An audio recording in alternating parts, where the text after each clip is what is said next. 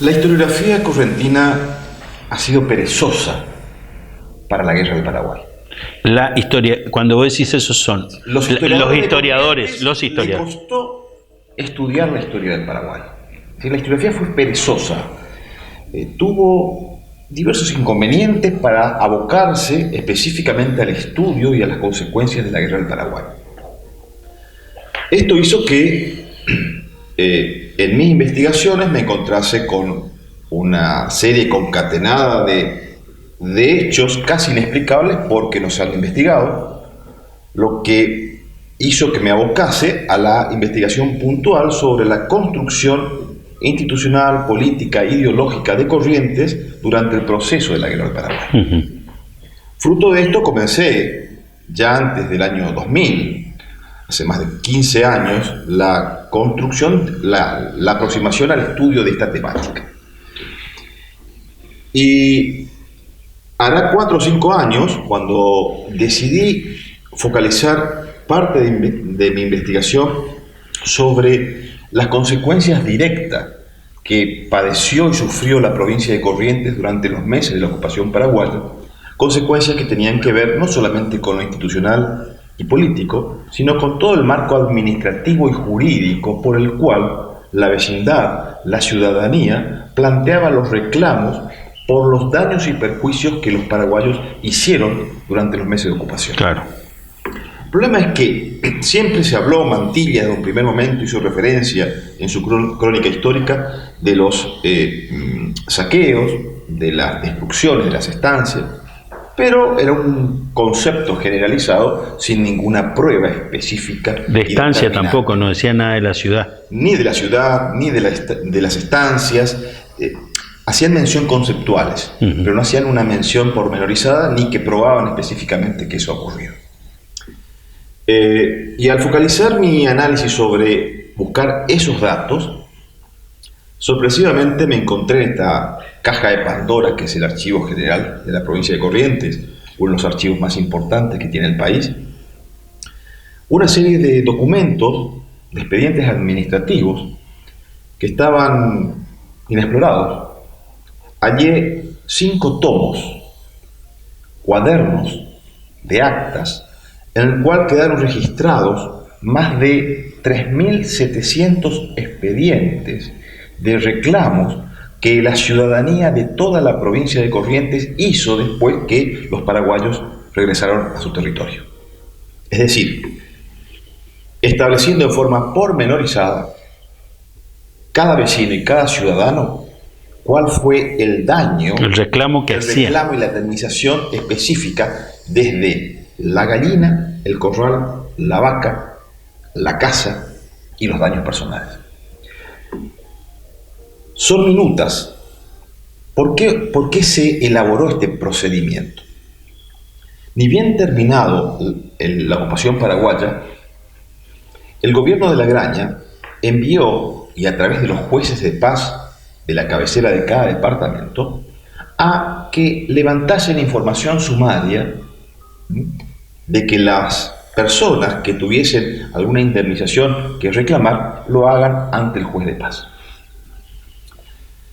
Si bien hemos encontrado una enorme cantidad de esos reclamos en los diversos juzgados de paz de la provincia, hemos podido sistematizar esos más de 3.000 reclamos porque hemos hallado los libros que se confeccionaron en 1871, cuando, después de la firma del Tratado de Paz entre Argentina y el Paraguay, o mejor dicho, la Triple Alianza y el Paraguay, en donde el Paraguay reconocía los daños y perjuicios no solamente a la propiedad pública, sino a la propiedad privada, en el cual le otorgará, de acuerdo a esos daños, bonos o, digamos, papeles con respaldo del Tesoro paraguayo por la indemnización correspondiente.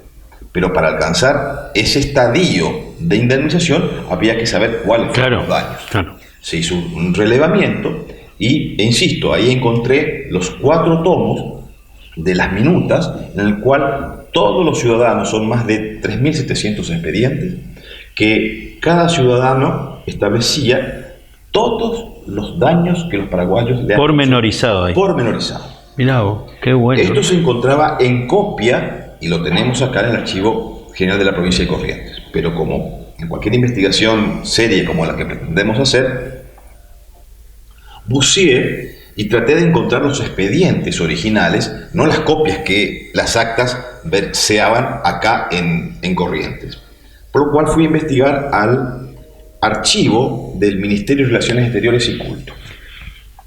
Por lo cual encontré la referencia, el espejo, la parte reflejada por el cual el gobierno de Corrientes envió al Estado Nacional el listado pormenorizado de esos de más de 3.700 reclamos, que para mí, asombro o no asombro, es el espejo fiel, porque desde el último dato que estaba registrado en Corrientes se reflejó en todos los expedientes que se encuentran actualmente en el Ministerio de Relaciones Exteriores y Culto.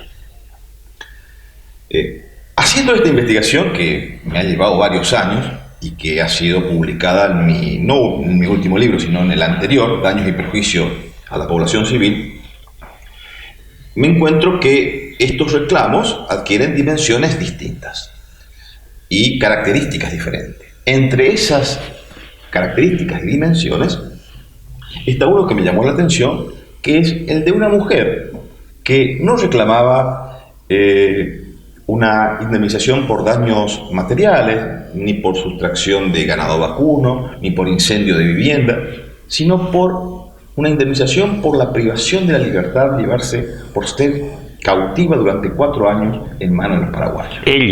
Ella misma. Ella misma solicita al Estado una indemnización por esos 4 años.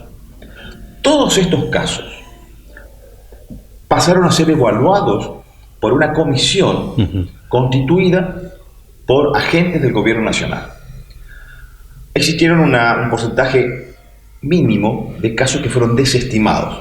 Casos, por ejemplo, de indemnizaciones que se solicitaron de daños que ocurrieron de ciudadanos correntinos que estaban en el Paraguay, fueron desestimados porque los daños debían ser en territorio correntino.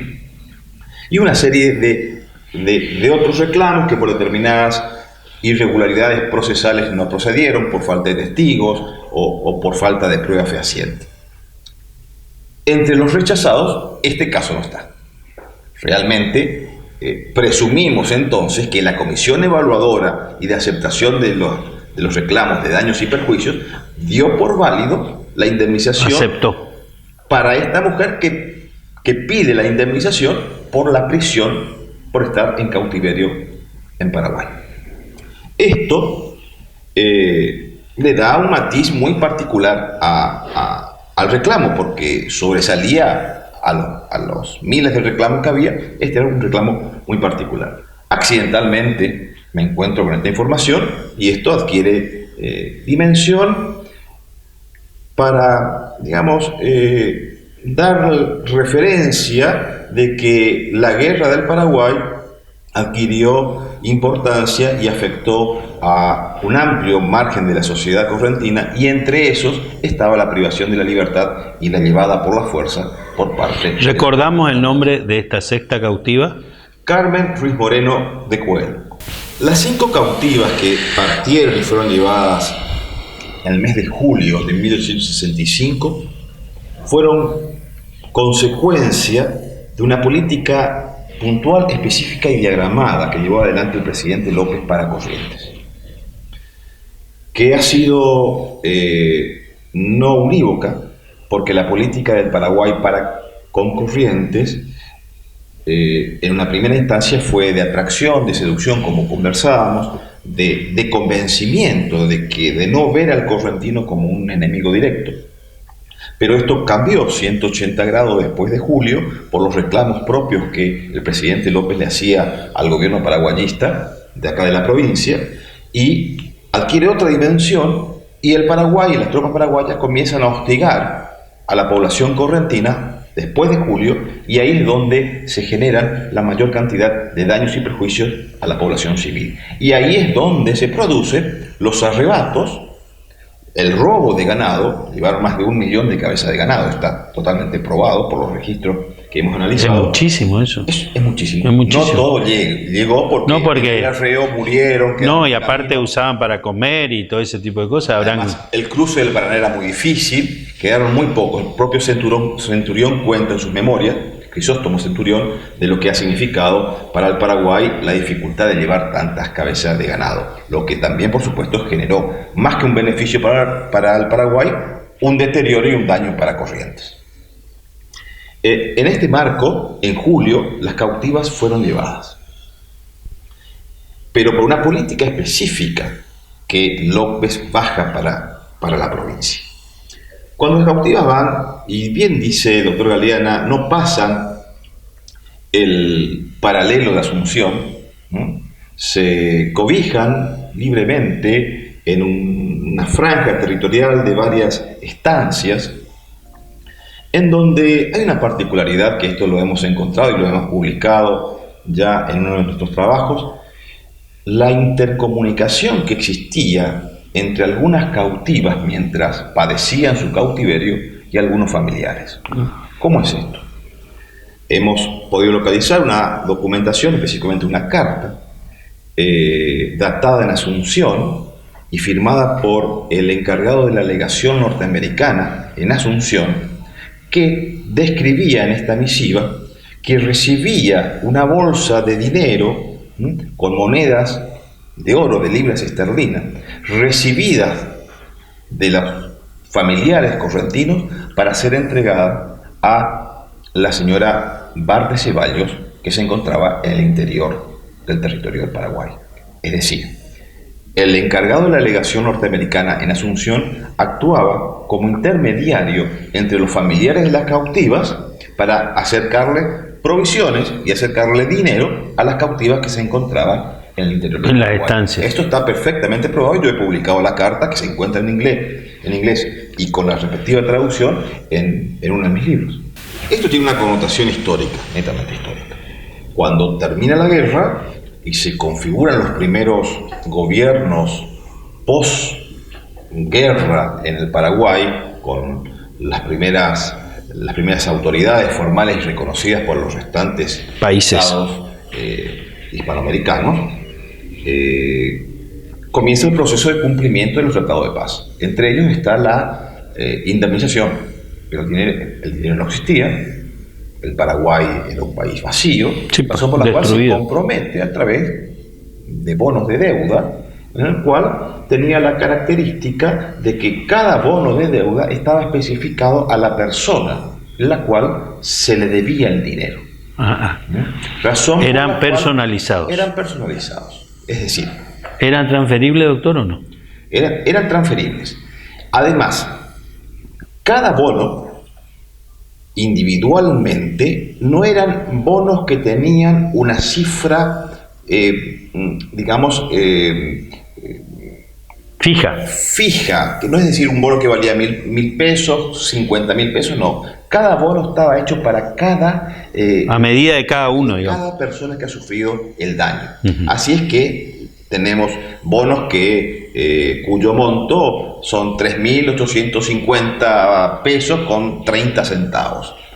Estos bonos fueron recibidos a cada uno de los personas que han reclamado a través de los expedientes que hemos citado anteriormente y quedaron olvidados, como en cada una de las casas de las familias y de los herederos de aquellas víctimas, y nunca el Paraguay se hizo cargo, porque la deuda que tenía el Paraguay a medida que avanzó el tiempo fue parte de una negociación de un vínculo internacional y de la diplomacia entre la relación de Argentina y Brasil, razón por la cual a partir de la presidencia de Irigoyen comenzó a hacer algunas aproximaciones para ver cómo se podía pagar esto, y se generaron algunas alternativas de cortesía, por el cual existieron proyectos de ley por el cual se trató de condonar esta deuda,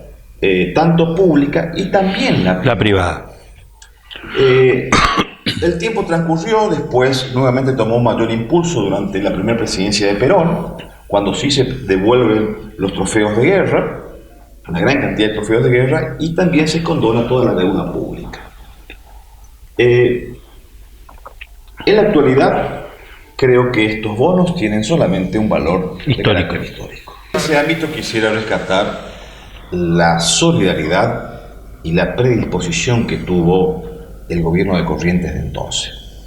Estaba a cargo de... El Poder Ejecutivo estaba a cargo de Santiago Guaiviene. Cuando termina la guerra, sí. Presidencia Sarmiento, sí. El Paraguay destrozado, Corrientes verdaderamente pudo haber construido un resentimiento, con el una Paraguay, ofensa para con los paraguayos. Pero contrariamente a ello, en 1870, al terminar la guerra, el gobernador Guaiviene establece que se conformen comisiones en todos los departamentos aledaños a la capital, entre ellos Itatí, San Cosme, Lomas, San Luis del Palmar, sí. para que esas comisiones se hagan cargo de los paraguayos que cruzaban el río Paraná por escapando de la situación, y ese ámbito, esa solidaridad de la correntinidad de amparar a su hermano paraguayo, en el cual terminó hace algunos minutos de ser su enemigo. A mediados del siglo XIX, específicamente en esta década, que va de 1860 a 1870, se produjeron casi simultáneamente 3 guerras regionales de gran dimensión, de grandes dimensiones.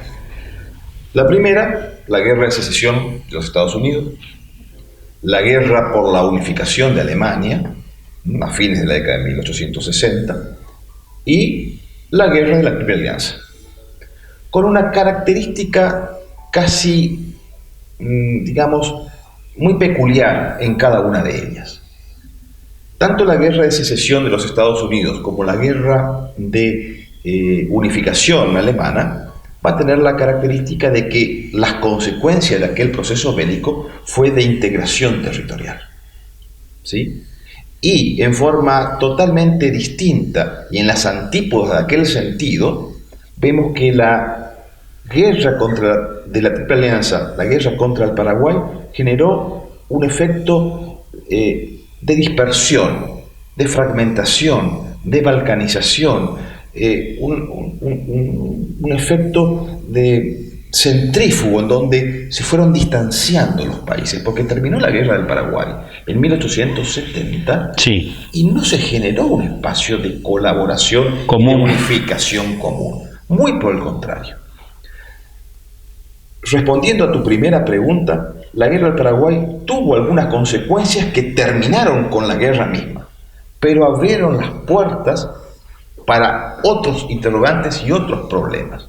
Por ejemplo, surgieron los problemas de diagramación de límites entre los aliados, sí, entre Brasil y Argentina, que recién se va a resolver después por un arbitraje internacional por las misiones orientales, mucho tiempo después.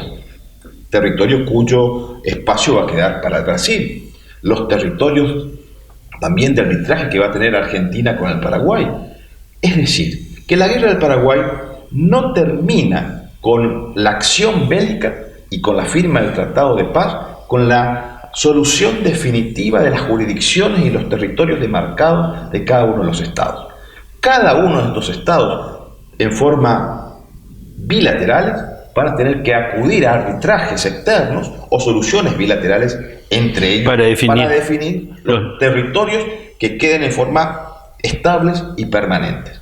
Por supuesto, no solamente van a ser estas las consecuencias de la guerra del Paraguay, de carácter de competencia y jurisdicción, ni tampoco de cuestiones vinculadas al territorio. Van a haber cuestiones estrictamente comerciales, cuestiones estrictamente económicas. Corrientes, hablábamos en el programa anterior, los daños y perjuicios que ha tenido y una economía devastada, que solamente pudo revitalizarse y tomar fuerza gracias a los comercios y la movilidad portuaria y de la navegabilidad que el Paraná le dio a las casas comerciantes de comercio, de seguro y de producción que abastecían a los ejércitos aliados, que también hemos hablado en los programas anteriores, y esa movilidad comercial generó una fluctuación de divisas que pudo en parte digamos, compensar esos daños y esa devastación que ha sufrido la provincia durante los meses de ocupación. Quiero referenciar algo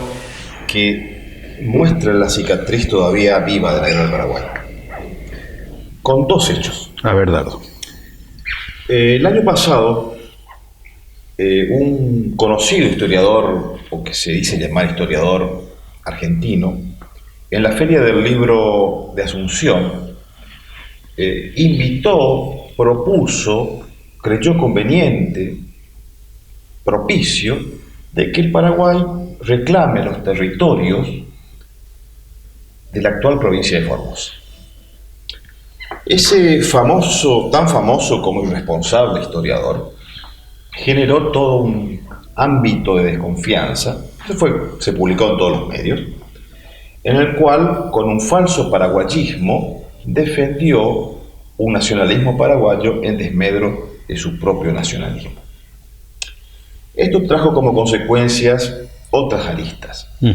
Una agrupación, y esto lo pueden consultar en internet, que se publicó, una agrupación paraguaya, una ONG paraguaya, hizo una presentación judicial en los tribunales federales de Buenos Aires, de la República Argentina, reclamando no solamente una indemnización por los daños que ellos creyeron hacer, tendrían que verlos y mostrarle el millón de cabezas de ganado que el Paraguay se robó de Corrientes solamente, para compensar con lo que ellos creen que se le ha sustraído.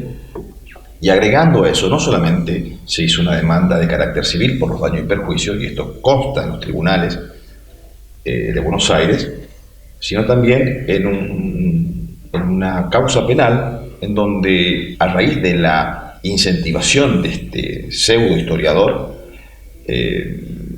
se le acusa a la Argentina de genocidio del pueblo paraguayo. Exacto.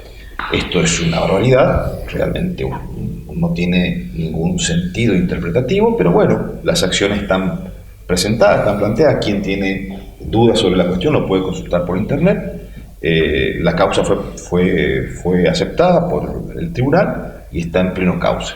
Así que todo hasta hoy muestra las consecuencias, las cicatrices todavía no cerradas de la guerra, más allá de las solidaridades y de los vínculos que queremos construir. La guerra del Paraguay adquirió dimensiones importantísimas, como dijimos en programas anteriores, y puntualmente para Corrientes ha sido un momento muy radicalizado. Existe una idea, una construcción estadual antes de la guerra del Paraguay y otra muy distinta con su posterioridad. Cuando culmina la guerra del Paraguay, Corrientes comienza a perder fuertemente su protagonismo nacional para abocarse a una política fuerte, intensa, pero local e intestina. Esto va a dar lugar también que paralelamente, al poco tiempo, en la década de 1870, y estamos hablando en el ámbito nacional, presidencia de Sarmiento y presidencia de Nicolás Avellaneda, donde los paradigmas de la construcción de un Estado van a modificarse. Se va a pensar en una Argentina de futuro, una Argentina productora agrícola, con la incorporación de las oleadas inmigratorias, lo que traerá como consecuencia fundación de colonias, le va a dar otra visión a la construcción social, cultural y económica de la Argentina, con la visión de aquellos grandes, Sarmiento, Avellaneda, y va a culminar aquel importantísimo proceso Julio Argentino Roca en 1880 con su primera presidencia y la incorporación al Estado Nacional de una gran cantidad de territorios dentro del sistema. Y Roca no solamente le va a dar forma, visibilidad a lo que hoy entendemos por Argentina, porque antes la Argentina era algo amorfo, no tenía visibilidad de límites soberanos, sino Roca va a implementar, y la Argentina va a hacer esto: acuerdos con Uruguay, acuerdos con Bolivia, acuerdos con Paraguay, acuerdos con Chile, y la incorporación del Estado argentino a la Patagonia, que no era de nadie. En esta construcción no solamente va a tomar dimensión la idea de Roca en el ámbito territorial, sino también en el ámbito jurídico, la separación de la Iglesia del Estado en la construcción educativa. Hasta ahí la Iglesia tenía una alta incidencia. Una alta incidencia en la educación. Tenía el monopolio de las cifras, de los datos y de la manipulación de la información de nacimientos, de funciones, matrimonios. ¿Quién hace esa separación con la creación de los registros de las personas? Del registro civil que va a dar identidad a todos los ciudadanos para que tengan el derecho de existir normativamente. Roca, el odiado Roca. ¿Por qué odiado? Odiado porque algunos sectores ideologizados que ven en Roca un hombre que no reconoce los derechos de las multitudes o de sectores de la sociedad, como por ejemplo la cuestión del indio. La cuestión los pueblos originarios. Los pueblos originarios. Hay sectores que por una cuestión ideológica ven en Roca el que menos ha hecho por la gente que no tenía nada. Al contrario, Roca fue quien incorporó y dio espacio, identidad y existencia jurídica a aquello que ni siquiera podía estar en un libro cuando morían para un registro en la defunción. Fue Roca. Fue Roca quien estableció a través de la ley, la 1420, aquella educación de separación, de que la educación era para todos, para blancos, negros, rojos y marrones, para musulmanes, judíos y cristianos. La educación pública la hace Roca, aquel tan, identificado con un sector muy propio de la política argentina. Esto no significa que en Roca exista solamente luces. En Roca existió sombras y luces. Como en todo. Pero que hay que rescatar lo que se ha hecho de la mejor manera para la construcción del Estado, como también lo que no se ha logrado de la mejor manera. Y lo mismo ha pasado con Avellaneda y lo mismo ha pasado con Sarmiento. El doctor Galeana, permanentemente un gran defensor de la figura sarmientina, y Sarmiento es un hombre muy polémico en este ámbito de construcción del Estado, que tanto Roca tiene que ver mucho con la guerra del Paraguay. Fue soldado en la guerra del Paraguay. Carlos Pellegrini fue soldado en la guerra del Paraguay. Alem también. Avellaneda, que en su proceso de construcción del Estado va a reconstruir todo lo que ha destruido la guerra. Entonces, todo un proceso de formación del Estado que perfectamente, respondiendo a tu interrogante, Rafael, van a encajar, si me permiten el término, a esta construcción del Estado que va a ser continua, permanente, y el proceso final va a ser la incorporación de los modismos, de las prácticas, de una naturaleza electoral que va a dar lugar a una práctica política que se va a instalar en la Argentina con los partidos políticos y la reglamentación del funcionamiento de sus partidos. El proyecto alberdiano, desde antes de la Constitución de 1853, el Congreso Constituyente de 1853 toma gran parte de este proyecto de Alberdi, lo instala, lo aprueba y establece como manera y forma de elección presidencial una manera indirecta que va a pervivir, va a sobrevivir, va a tener vigencia hasta la reforma constitucional de 1994.